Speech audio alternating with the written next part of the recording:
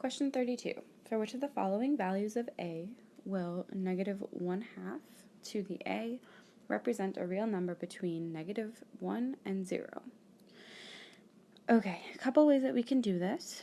The first, if you're lost, is just to start plugging in and see what happens. So let's do that for our first answer choice here, -2. Mostly to explain some of these less common exponent rules. So if we have anything, let's say first that we had x squared to the 4th, that's the same as x to the 8th, right? In this case, if you have an exponent on an exponent, you multiply them together to simplify. So the same should be true in reverse.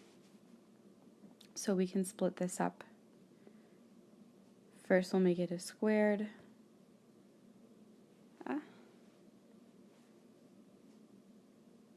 And then we'll make it negative, so that we can do this in 2 steps. So first, if we square negative 1/2, we get positive 1/4. And we still have that -1, and the -1 flips it.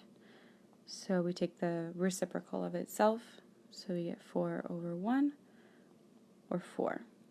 And 4 is definitely not between what we're looking for, this -1 and 0. And we could do this with all of the answers until we find one that works. Or we can recognize that, well, actually what we already have is a number between -1 and 0, right? We've got -1/2 already, and that fits our definition perfectly. So we're just looking for the answer choice that will keep it exactly as it is. And the one that does that is J1. Anything taken to the first power just stays exactly what it is. Sometimes people confuse this with 0. 0 makes anything 1, so x to the 0th equals 1. 3 billion to the 0 equals 1.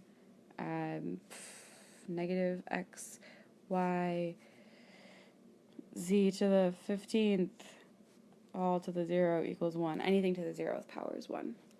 Anything to the first power just stays itself. So -1/2 to the first is -1/2, which is exactly what we want here.